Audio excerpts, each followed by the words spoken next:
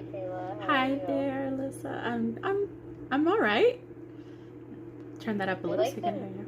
yeah the necklace you have on. Oh, thank you. This is my lion bling. What does Sheen. that symbolize for you? I'm a Leo, so it's my season. there's Very good. there's LL Cool J has a line and like a jewelry line, and in his jewelry line there's he had like a silver and a gold lion chain with a whole bunch of bling on it. And it was like $80, and I kept looking at it, and like every time I saw it in the store, like looking at it, and I'm like, no, I can't justify spending that kind of money on me. So I went looking for something similar in Shein, and I found it for, I think it was like $6, and I was like, yes. Much different. Yeah. And it does exactly the Awesome. same thing. Just I some love lion it. bling. Yeah, no, it's perfect. I love it. It's beautiful. Thank you. So you've been okay? How's your week been? Oh my gosh. I'm annoyed today. I'm annoyed and disappointed. Um, uh, just today, I kind of ended. No, both of us. It was a mutual. We mutually agreed that we were going to end things. Me and the teacher guy. Yeah. So on Friday, he asked me to be his girlfriend. Last Friday, which caught me off Okay. guard because on my birthday we both had agreed we weren't going to rush into things. We both wanted to take it slow and such. And so that Friday we had a conversation, and I was addressing a few things. I even wrote them down that I wanted to talk to him about because I wanted to get his perspective on things. So he came over. We had a really nice conversation about all of it.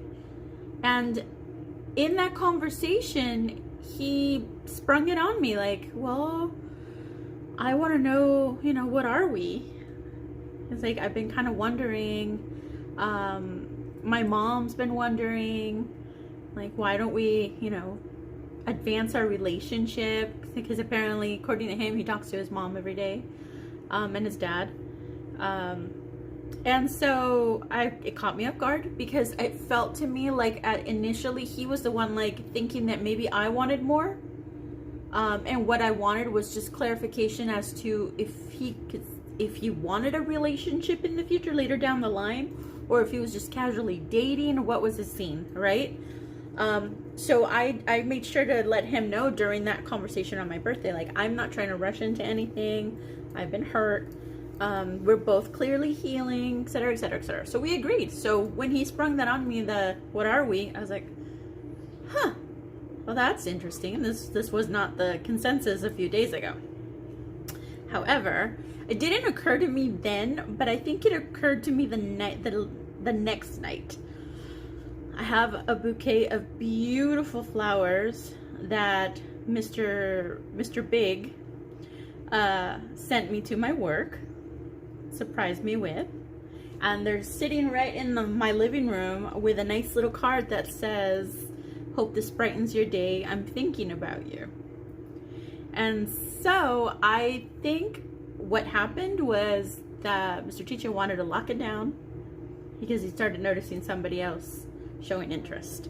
Because, otherwise I don't understand where that came from.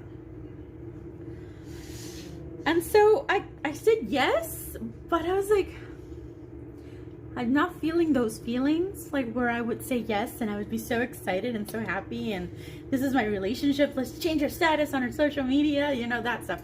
I never changed my status on social media. The pictures I put up, I would put just friends.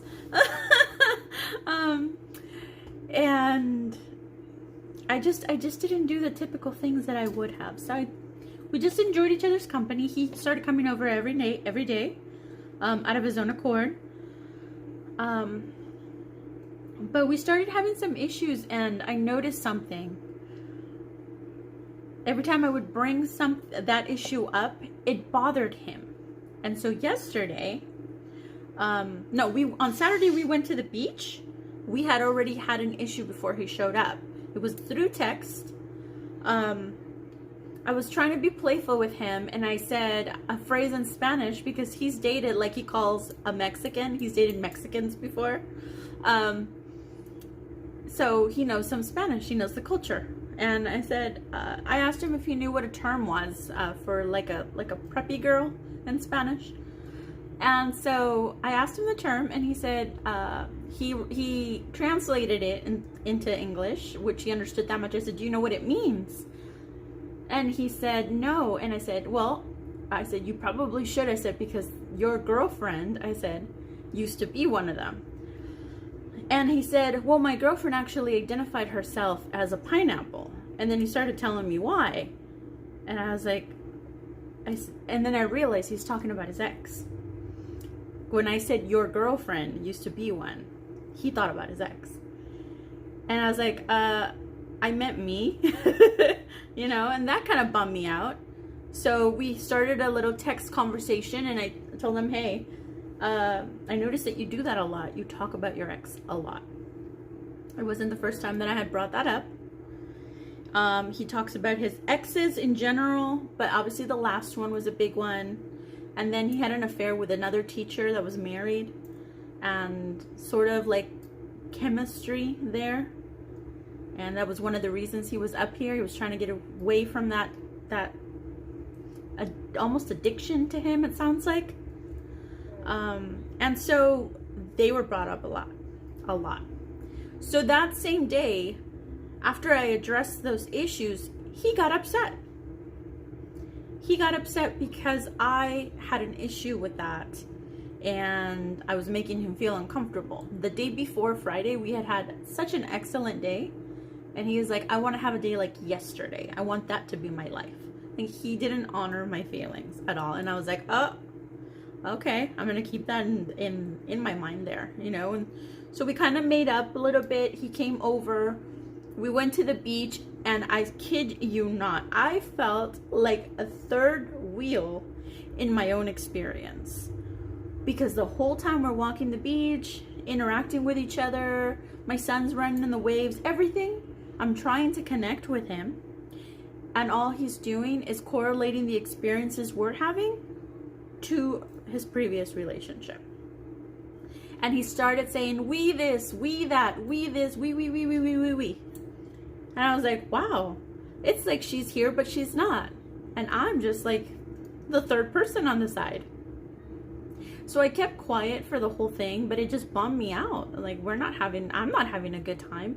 This what should have been a beautiful, magical day, in a gorgeous environment, having fun with my son, all of this just kind of it bummed me out. Because here I am trying to get emotionally close to this guy, and all he's doing is we with the memories of his ex-girlfriend. And so we got to the car, and by then I was annoyed, and I said, hey, I need to address something with you, and I need to be really honest. And he said, okay. And I told him, this whole time that we've been out there, you've been talking nothing but your ex-girlfriend and the things that you did with her. And I said, let me tell you two things. The first is you got upset that I brought it up earlier, but these are the reasons why I bring them up, because they bum me out. They hurt my feelings. That the we is not you and I. It's like, we're not building any memories because you're, in your past. And he's like, well, I was present. I was here. I was enjoying all of this. I said, yeah, but you're not enjoying it with me. You're enjoying it with your memory. And then I said, two, what it does for me is it triggers my fiance, my ex. I said, when we first got here to this beach, I said, that bench we went to, that was a really special bench that my fiance and I used to share. And I didn't even think about it when we were out and we went walking. But I heard your ex wee so much that by the time we got back, I was feeling nostalgic about it. So I started feeling like, oh, I miss him. And he's like, okay, yeah, I understand. He understood, but it didn't really change it. Yesterday, he did the same thing. He minimized it. He tried his best, I could tell, to minimize it, but it's just at the tip of his tongue. It's like, I don't think he's engaged in getting to know me. He didn't ask any questions really about me.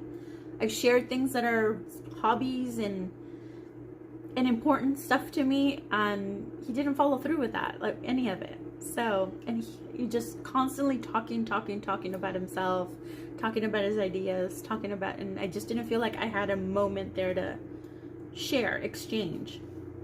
So I've started seeing all of that stuff.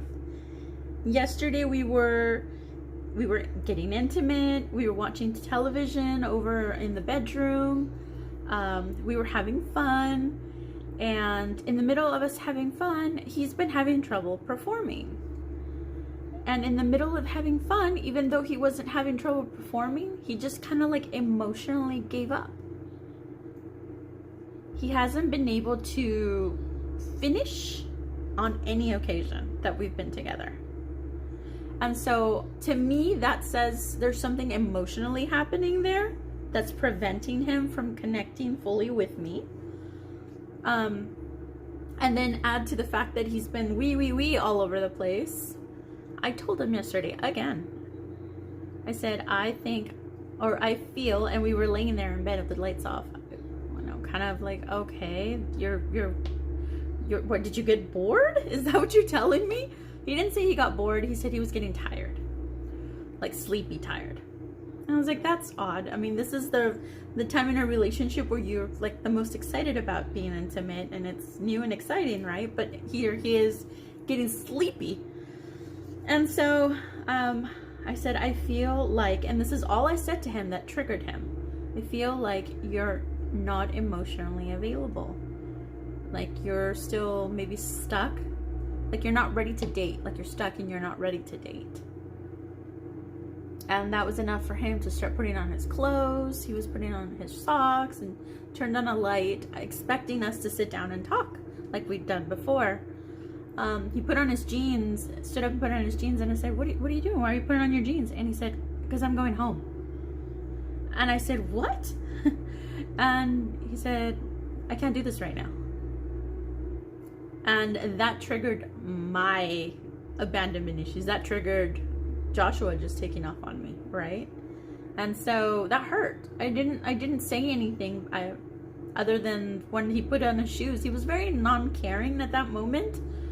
When he put on his shoes, I said, well, you could just forget about me. I said, because this is unacceptable to me. And yeah, he just grabbed his stuff, his keys, and took off. And so I didn't, and see, this is the thing for me, being an emotional person as I am, I didn't cry. Not a tear. Nothing. And so he reached out to me today, like at 2 or something, and it wasn't a text message, but it was like a voice message.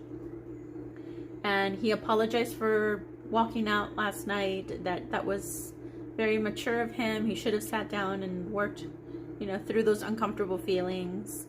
But then he said something that kind of like, He says, I'm going to honor the fact that you think that I'm not ready to date, because it sounds like you might not want to work on this. And he kind of left it at that.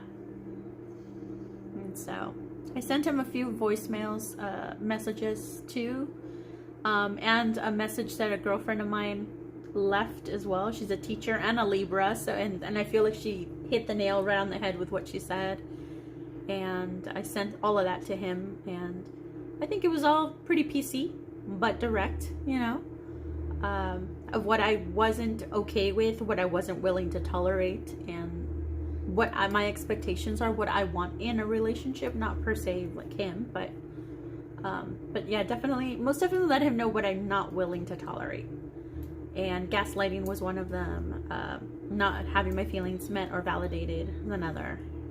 So after that, he sent me a message to say, well, I pretty much think everything's been said already, so I don't see any reason for us to continue talking about this. I'm going to honor your feelings in the fact that I'm not ready to date, and leave it at that. And I said, okay. Thank you. And this all through text. It wasn't like talking or anything. I said, well, thank you for showing me that you weren't going to validate my feelings or be accountable to your actions. I said, showing me that now. and left it at that. And that's it. Big stuff. Okay. So you started by saying you're feeling annoyed and disappointed. Yes. Tell me more about those feelings right now. I'm annoyed because it hurt. It triggered my abandonment issue. It annoys me that I don't get to sit with him and tell him that in person. That's the only time in the conversation that I had with him, like the voice messages that I left, and right now that I feel like a lump in my throat is that moment when I think about that. And I'm not thinking about him, I'm thinking about Joshua. Right. So annoyed that Joshua has come up again. Yeah. Yeah. For sure. Yeah. And it makes sense that he did, right? Yeah. He's someone I really cared about. Yeah. And there was a situation, right, up and leaving. The same thing that he did. That was hard. And this is the first time we've experienced that in a new relationship, a new dynamic, right? So, and remember we've talked about, right, these things that they're not going to come up when you're just by yourself. Abandonment issues aren't, right, it's going to be hard to work through those when it's just yourself. They have to, in a way, become reenacted for us to learn how to deal with it. Right. Which is annoying. Yes, it is. It's annoying and I don't know, it was shocking. You were surprised. I was surprised at his behavior. I didn't see it coming, but then again I didn't see Joshua's behavior coming either. They were both so sweet and timid until they weren't. True. However, I think it's safe to say that this time around you listened to your intuition, your gut much sooner. Yes. And you voiced your concerns, you voiced your feelings probably much sooner than maybe you would have before. Yes. I do agree with that. Oh. Yeah. I know I saw it. Sneaking up. Okay, so what about the disappointment? Is that kind of what we're talking about now? Like disappointed that he ended up doing this that way, and showing these true colors. Yeah, it's disappointing because it was cute at first. He was sending our pictures to his parents. His parents, according to him, were very excited. His dad is remarried and married a Latina, so the stepmom was very excited that he ended up way over here, but he ended up finding a Latina too. So, like it was just a very calm relationship. I'm not gonna lie, it was a little boring for me, especially because he was constantly just talking about himself, and I kept thinking like, this guy's not really asking me questions. I'm not engaged in this. I'm just kind of answering his topics, talking about his stuff. And I thought, okay, maybe he's like really excited to share with me, but it didn't feel like there was space in there for me, you know? And then, bam, ex-girlfriend. So, at no point did I feel like, hey, it's me and you. I'm the we. No, I was never the we. I don't feel like he treated me like his girlfriend, how he asked me to be. So. Mm-hmm. Yeah,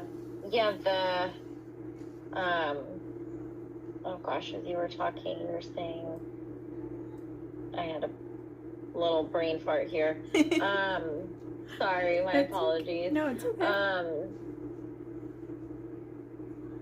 One thing that... That he kept talking about himself and... Yeah, thank you. I'm like, where was I? I had it, and then, I mean, but it just even on that, you were bored. There we go. Thank you. Mm-hmm. So you don't feel like it's, I think we talked about before, the boring, because it's not the kind of chaos or, right, the whether it's good or bad, right, that movement, the high intensity movement in the relationship going on, it wasn't because you were lacking that. It doesn't seem that was the case. You're saying it was because he wasn't asking you about you. And that's what I wondered for a minute there. For a few days I thought about that, and I thought, is this the way a healthy relationship goes? But then I said, okay, I'm grown. I know what it's like to have a conversation with someone and have it go really well, and it doesn't mean it's toxic. So I know that this isn't necessarily the healthiest relationship because Tulane, because I think look this, at yes, honey. Tulane. No, don't ring. Yeah, don't ring the ring. Mama. Yeah. Can we do a cricket? Hey, listen to me. I told you that I'm busy right now and I can't have you coming over. Mama, No, thank hugs. you. Listen. Please.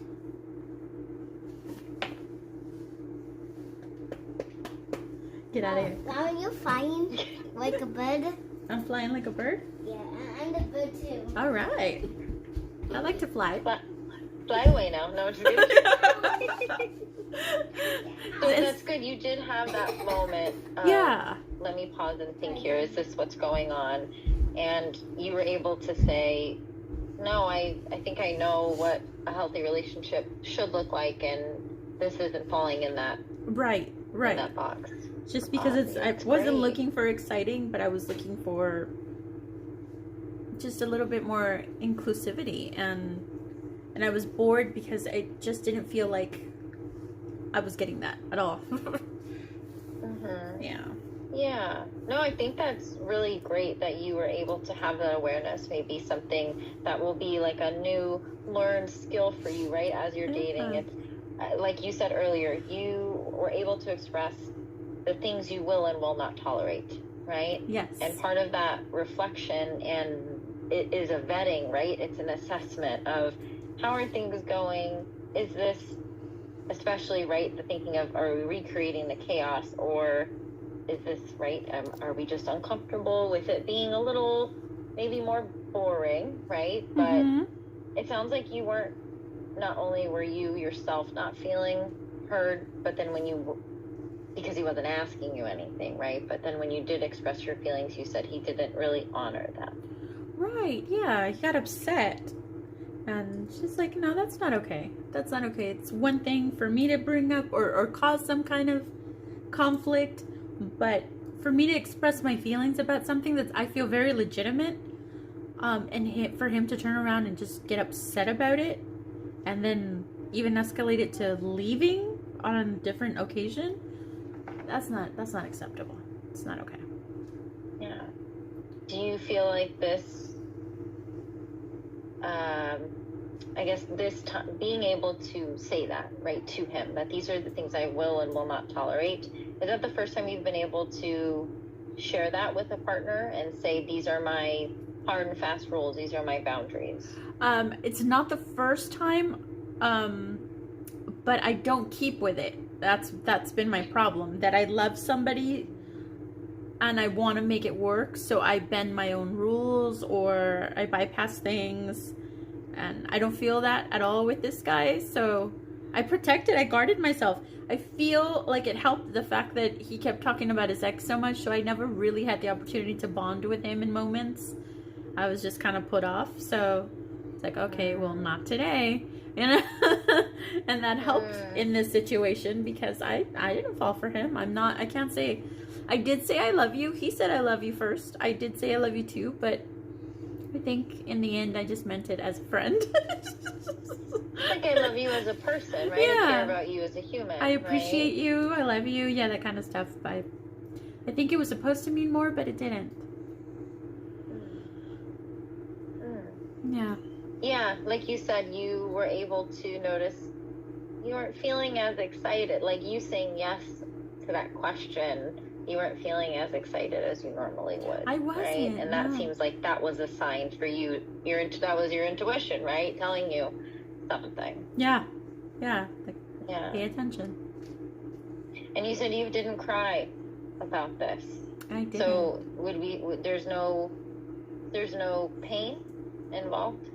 Just when I think about the situation, the actual act that reminded me of what Joshua did. See, I say his name and I want to cry.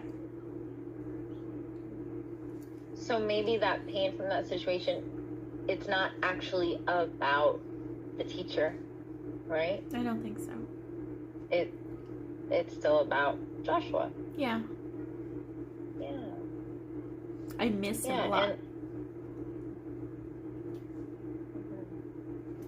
And just hanging out with this teacher guy, it just made me realize how tender Joshua and I used to be, how sweet. And it's, in my way, when he was bringing up his ex, well, I was thinking about mine, right? And in those moments, I'd be thinking like, well, Joshua wouldn't bring up another ex. Well, from time to time he would, but it wasn't like a big deal. Because it's like what I told Mr. Teacher. It's okay if we honor each other's past in our relationships. I think it's cool that we can share with each other and feel comfortable. I said, but there comes a point where it's too much. And so in those moments, I was thinking about how Joshua and I were just in those moments together, just really enjoying each other and being really sweet, and an entire time holding hands and walking side by side and having really sweet moments with each other and just feeling that energy between us. It was beautiful, and so I miss that. Yeah. Of course you're gonna miss the good parts, right? Yeah. Yeah. And I know last time we talked, you were sharing that the pain feels a little bit different, right? Yeah. When you think about him, but it's still okay for that even to change, right? It's okay to feel like maybe you take a step backwards, and by feeling like you miss him and you're sad and you want to cry, like that's all okay, right? There's no like right or wrong way to grieve this relationship, right? And True. I think it's a very normal thing to miss, from what you're describing, is like a very special companionship, right? Yes. Sharing that space with someone in like a very gentle, loving way.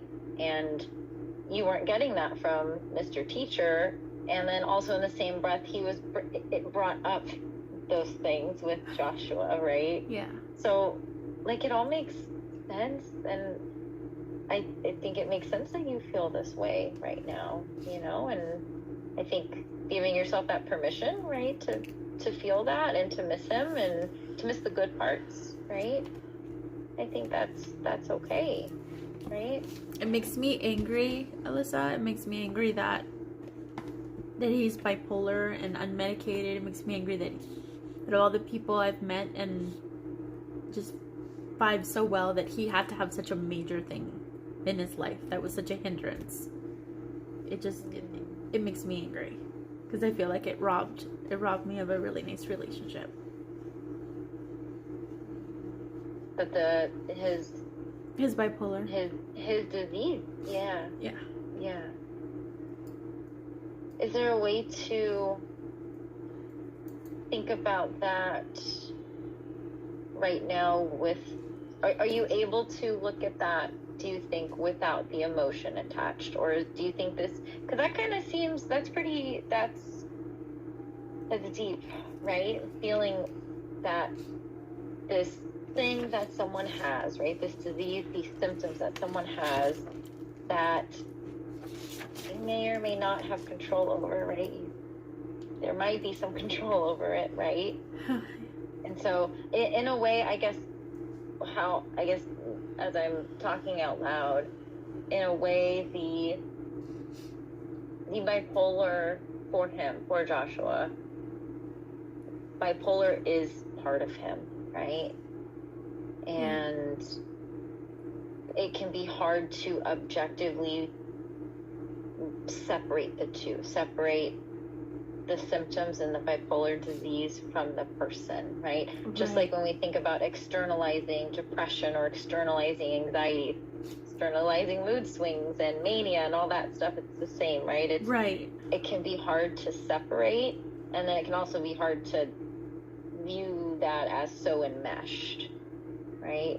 How do you, and so it seems like in this moment, in a way, which I'm not saying this is right or wrong, but you're blaming the bipolar, you're blaming the disease. Is that how you feel? I feel like it was such a Jekyll and Hyde thing that I almost feel like it was like split right down the middle when I think about my partner versus what I think about the person he turned into. Like two different people almost. And that Yeah, go ahead. No, go ahead, please. Oh, I was just gonna say that in turn has kind of helped me, because in the moments where I found things out or he was doing some shady things, it helped me kind of, and I was really angry, it helped me calm down and remember what we had versus what his bipolar is doing. And then it's in a way giving you like it gave an explanation or a reason for why he was behaving and doing the things he was. Yeah. And so that's got to be hard, right? It's hard being in a relationship with someone that has bipolar disorder, right? Yeah. Because you do see, like you're saying, two different people, and especially when it goes untreated, right, or unmedicated. And although it can give you an explanation, right, kind of almost give you a little, you put yourself in their shoes, like, okay, there's something else going on here, right? Right.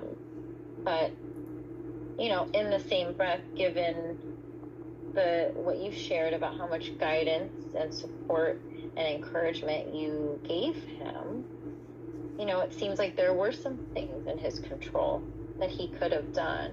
Yes. To manage those symptoms. Yes, for sure. Yeah. I think he's neglecting. Yeah. Mm-hmm. And so as much as it is very easy to, in a way blame, right, the disorder, the disease, I think as well, like for your grieving and mourning process, to remember, right, the factual pieces that he could have gone, right, to get medication, True. And it also, it's complicated. It's really difficult. And and that's why they have, right, you have, there's support groups and resources for folks who are in relationships with people that have severe mental illness, right?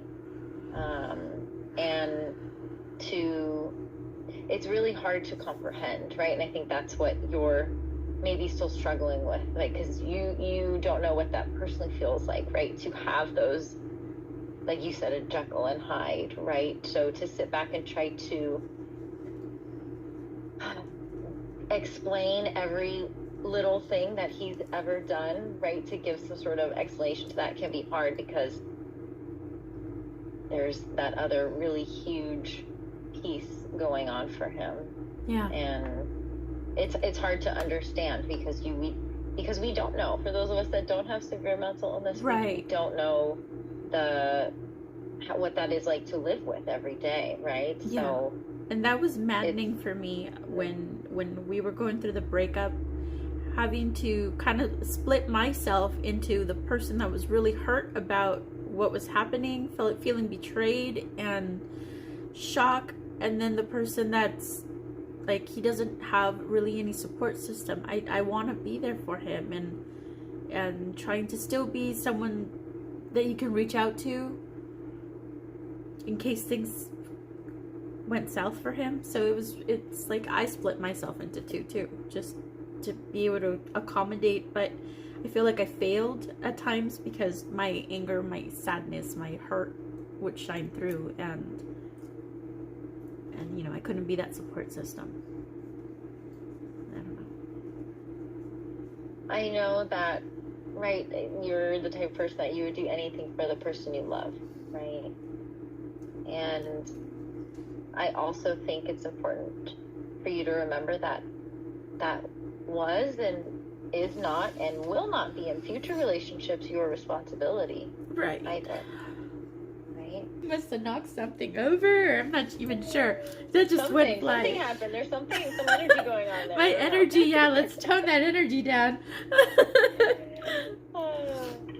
But I think as you grieve, I imagine that you're grieving both of those parts of you. You're grieving these roles you took on, right?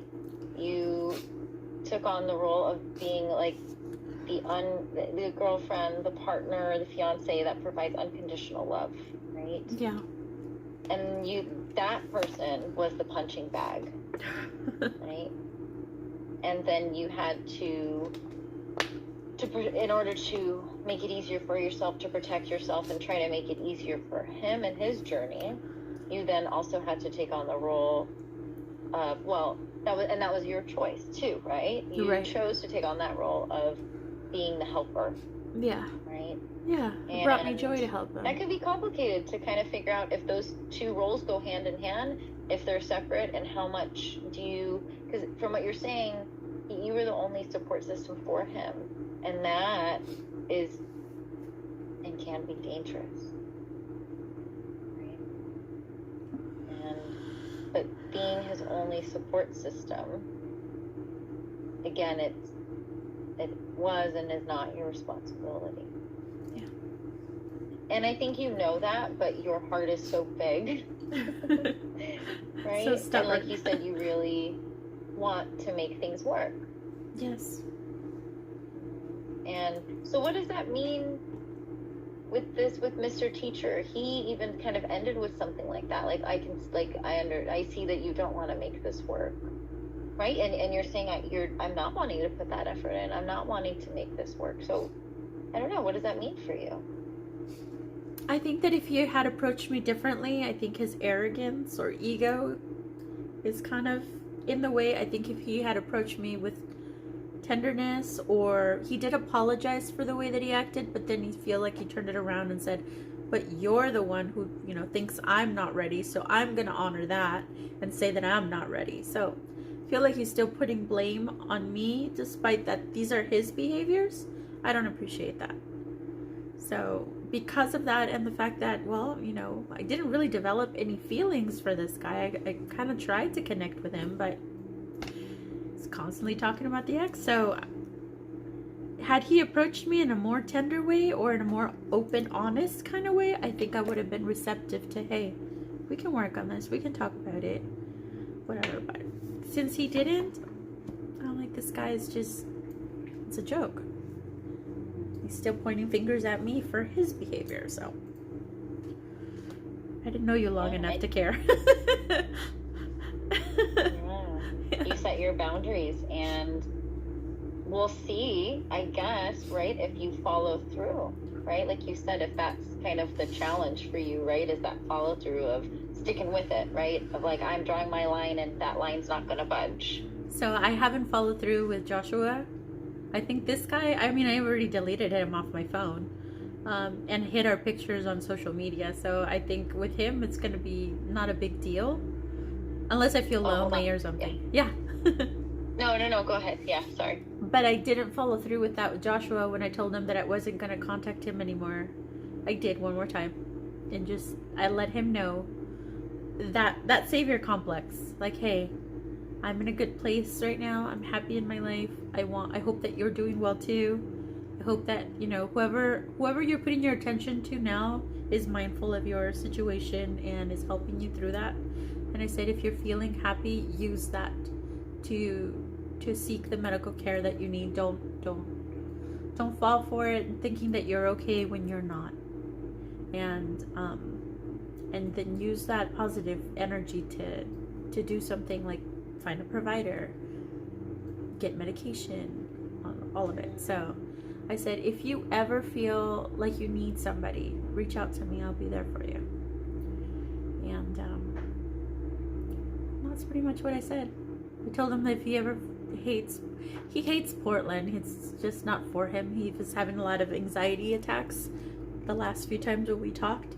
So I told him, if nothing else, Mr. Teacher made me realize how awesome it is to have a partner live not too far away and go to each other's house, but have our separate space and get together, make plans. And I like that. I really like that. I've never had that. So, not that I'm thinking of Joshua as a future partner, but he did talk about possibly moving up here, that he really liked it. And so before when we were talking, that was the idea after his year lease was over that he thought he was going to move up here, because I think his stuff is still in storage here. So that was another thing that I said. If you ever feel like Portland isn't for you, and I think your stuff is still up here or down here, move over here. I'll be here for you. So I'm a chill. In a way, you have left the door open. Yeah. Yeah. And that's something that you are okay with, that you are okay with what might lead or come into that door? Well, I still feel like I'm looking forward to seeing Mr. Big. I'm looking forward to meeting new people. So it's not going to stop me from pursuing my life and the things that I want to do. But he was definitely someone special, and like my twin flame. And just, I'm okay, or like my ex-husband, I'm okay to cultivate like a deep friendship without it going anywhere, further than that. I don't see Joshua and I connecting like that in the future. Just because we've been there, done that. But I'm okay with it. Yeah. And what kind of role would you be in if that door were to open again? A nagging supportive friend. Say that one more time. A nagging supportive friend. The one that's calling you, telling you, did you go to your appointments? Did you make the appointment? Did you make that phone call? Yeah, exactly. Do you want me to do this for you? I'll do it. Yeah. That was me in the relationship. Right. That's much more difficult to be that and then also be the punching bag, right? Being the one that's right, giving that unconditional love, but also you're safe, so you're going to be the one that gets the brunt of it, right? Right. How do you think moving forward, if that were to be a possibility, if the door were to open and you two were to develop, like you said, some sort of friendship, right? Because you have experience with that with your ex-husband and that works well for you, right? Yeah. As the helper, is that, do you think being kind of in that helper role, do you think you're going to hold firm to that? I would think so. I mean, let's say that he wasn't in a relationship, he was single, and I'm single, I can see us kind of like, oh, come over, cuddle, talk, reminisce, pictures. I can see that. But I'm not saying no to him. I wouldn't say no to him, but it would be conditional to him getting the help that he needs. And I'd be there for that support. For some reason, when it comes to him, I'm there for him. I'm not usually like this with most guys. I'm like, okay. Yeah, like I think I cut them off a little bit easier.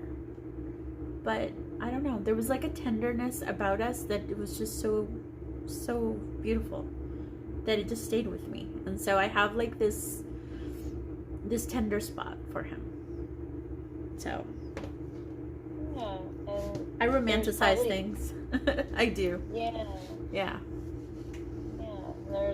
There's probably something to say about the fact that despite all the pain he caused you, right, in that role as being the unconditional, loving fiance, right, despite the pain that caused you, you still are willing to be a helper. Trauma bonding?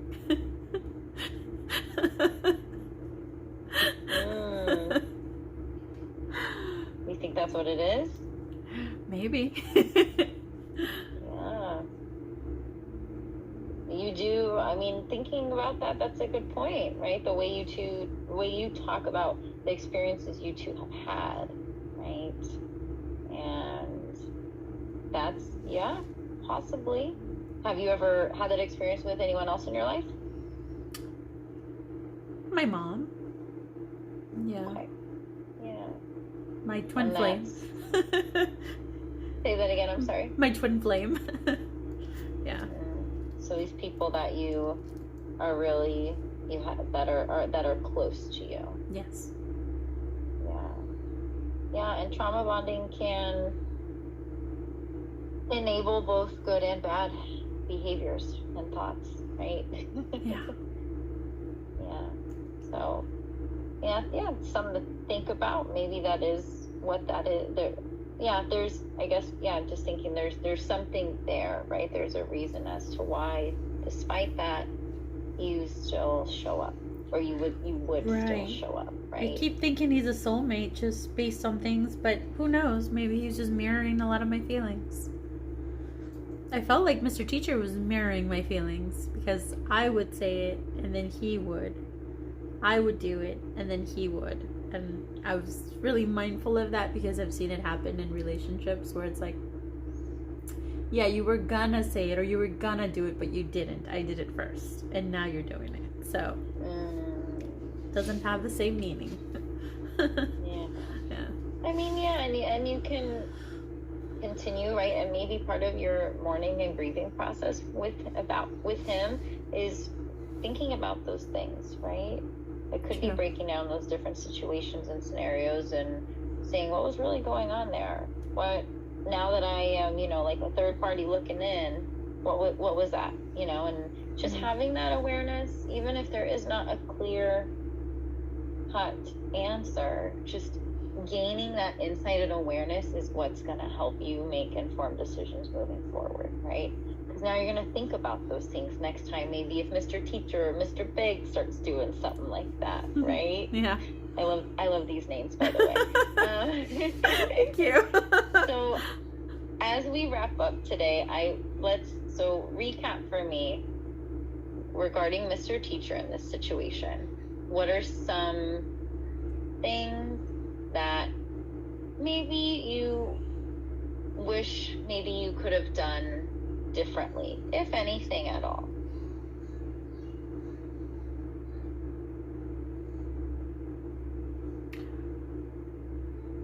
I'm not sure.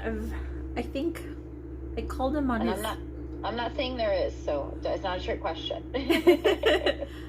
I feel like I caught him on his BS a little sooner than I would have. I would have let things slide longer in the past with other partners. So I feel I'm like kind of like good on Colin. Yeah. Like I noticed that. Like it's like, hey, this and that's making me uncomfortable. And then noticing his behavior, it's like, So I think I'm pretty content with the way I went about it. Yeah, so then share with me, along that note, what are some things that you feel you did well in this situation?